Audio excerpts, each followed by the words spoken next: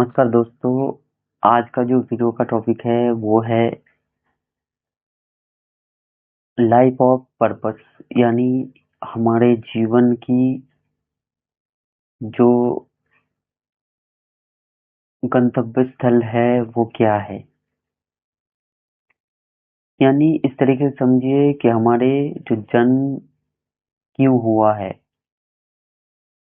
मैं आप लोगों को किताबी नॉलेज 1 मिनट 1 क्षण में दे सकता हूँ कि मनुष्य जीवन की उद्देश्य क्या है, लेकिन मैं चाहूंगा कि आप सबको अपने जीवन से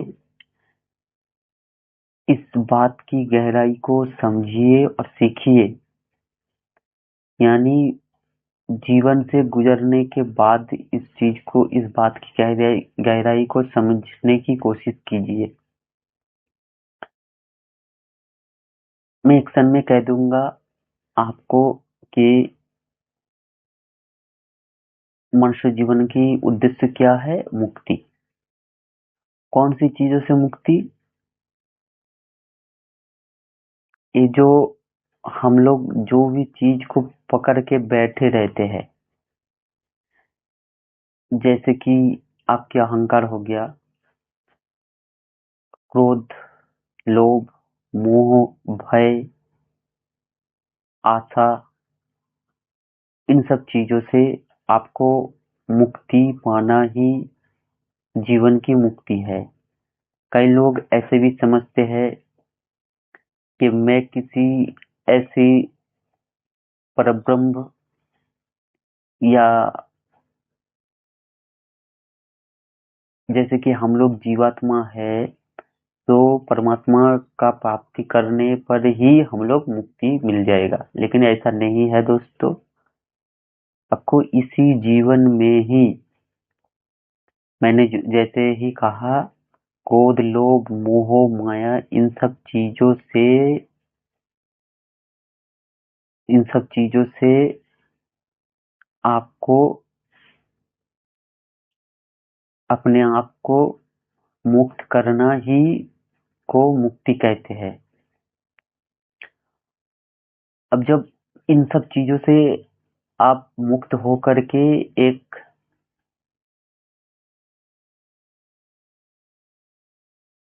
स्थिरता पूर्वक जीवन जीते हैं, तो आपको एक हल्का सा महसूस होता है, एक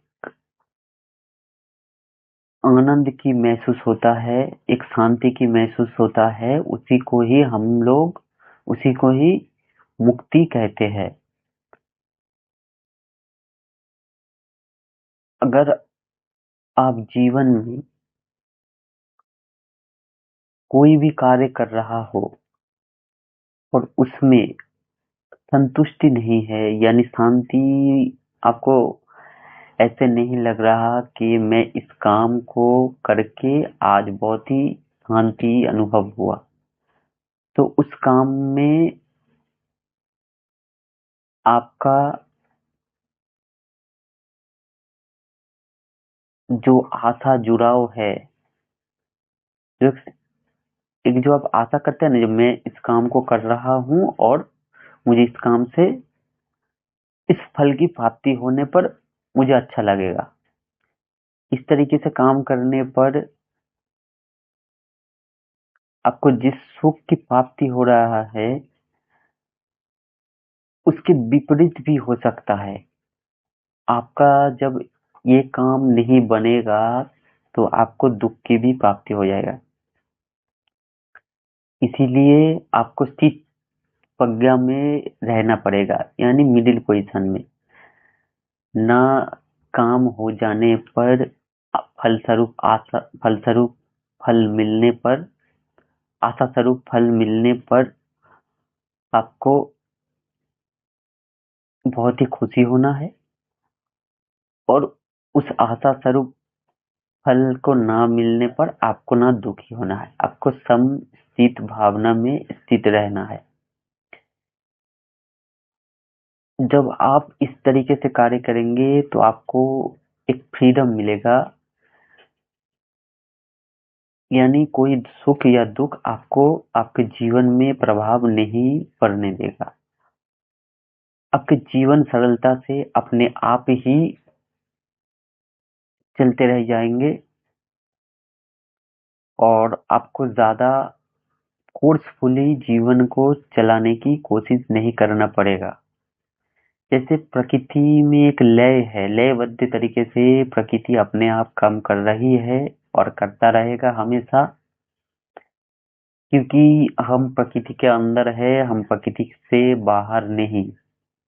हम लोग ये सोचते हैं कि हम लोग ऐसा कर लेंगे वैसा कर लेंगे तो हमको शांति मिल जाएगा, सुख मिल जाएगा, लेकिन ऐसा नहीं है दोस्तों। प्रकृति के साथ लयबद्ध तरीके से चलने पर ही आपको एक परम आनंद की प्राप्ति होगी। अब आपके जीवन का जो जन्म क्यों हुआ है, इसको आप इस तरीके से सोचिए। प्रकृति आपको जन्म क्यों देगी, पहले इस तरीके से सोचिए। आपका तो जन्म नहीं भी हो सकता था। प्रकृति ने आपको जन्म दे करके आप पर एक भरोसा दिखाया है, एक संभावना दिखाया है कि ये जो ऊंची चेतना वाली जीव है, ये मुझे जानने की कोशिश करेगा या खुद की जीवन को एक ऐसी ऊंचाई पर लेके जाएगा जहां सबकी भलाई हो, या खुद की भी भलाई करे, जो सबकी भी भलाई करे। जैसे कि फूल अपने आप खिलता है तो उसका जो सुगंध है वो सबको मिलता है, उसी तरीके से एक आदमी, एक इंसान जो ऊंची चेतना वाली होते हैं, वो जिस जैसे खुद का विकास करता है, एक ऊंची चेतना में जो हायर रैंक में चले जाते हैं और अपने आप ही उसके साथ लोग जुड़ जाते हैं और अपने आप ही सभी लयबद्ध तरीके से कार्य हो, होते रहते हैं। हम लोग क्या करते हैं, हम लोग अपने जीवन को फोर्सफुली करने की कोशिश करते हैं, तब समस्या आने लगती है। हमको जीवन को फोर्सफुली नहीं चलाना है।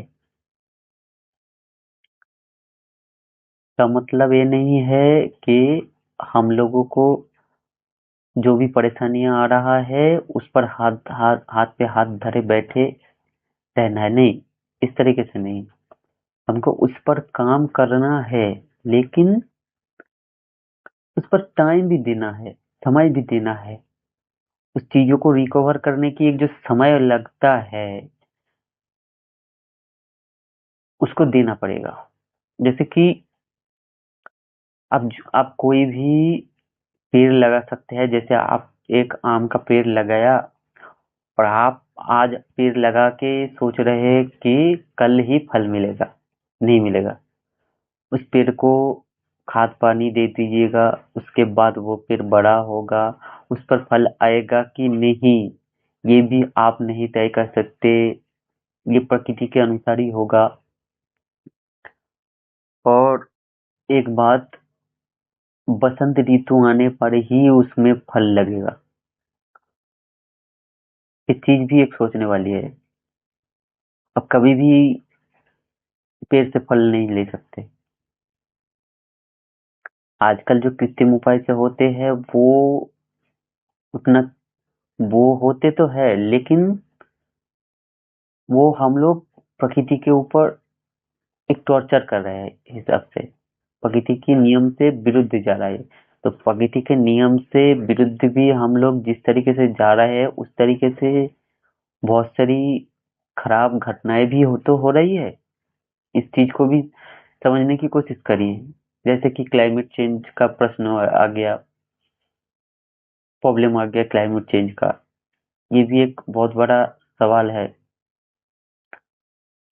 तो आपके जीवन का जो उद्देश्य है, इसको आपको जीवन को जीने की जो कला है, उसको जानने के बाद ही पता चलेगा।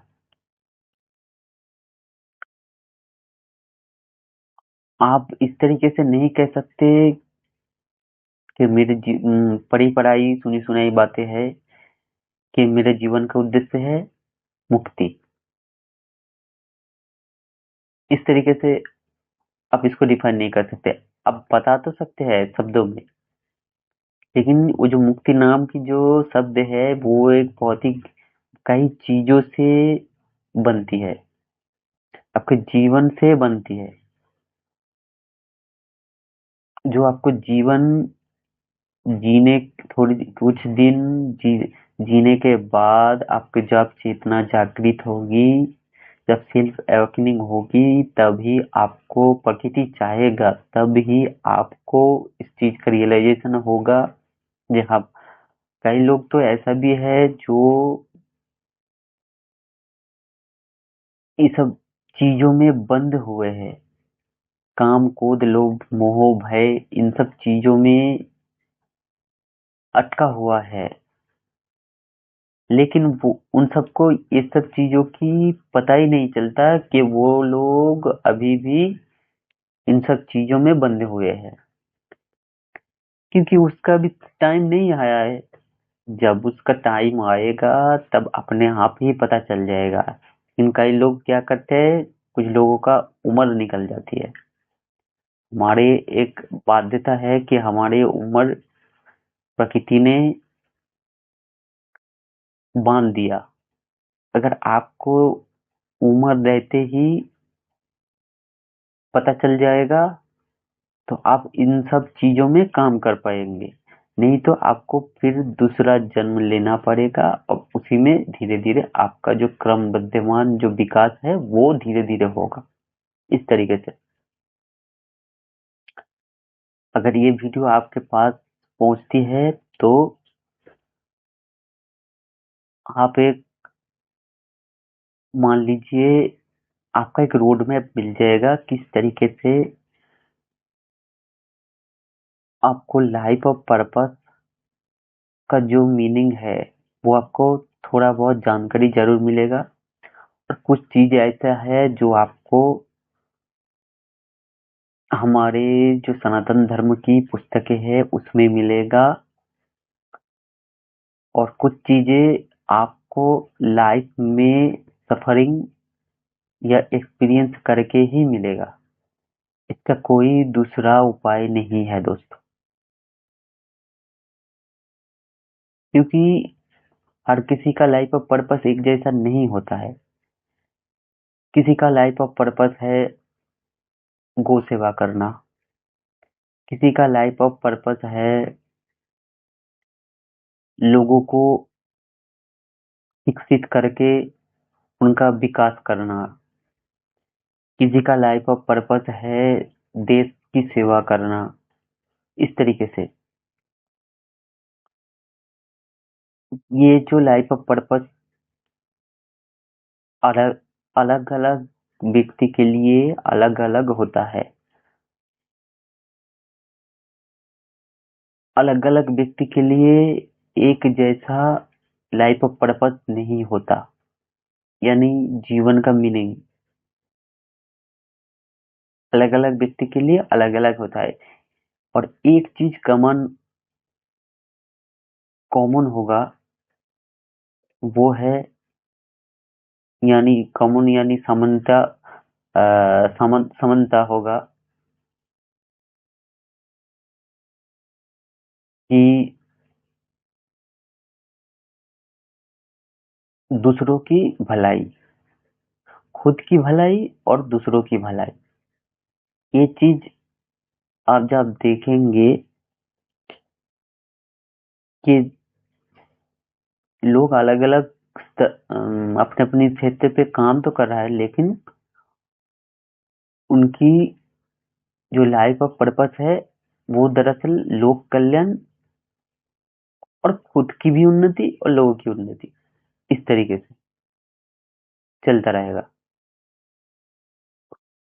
और वो लोग अपने जीवन में एक शांति अनुभव करते हैं, तभी लोक कल्याण के लिए काम कर पाते हैं। तो आप भी आपके जीवन का मीनिंग और पर्पस ढूंढने की कोशिश करिए कि आपके जीवन, आपकी रुचि कौन सी चीज में है। मान लीजिए आपका खेल कूद में रुचि है, आपको सिंगिंग में रुचि है। अब सिंगिंग से आप कुछ लोगों को लोगों को अपने जीवन के स्तर को ऊंचा कर सकते हैं। उनसे जो अर्निंग होगा उनसे लोगों की भलाई कर सकते हैं, इस तरीके से।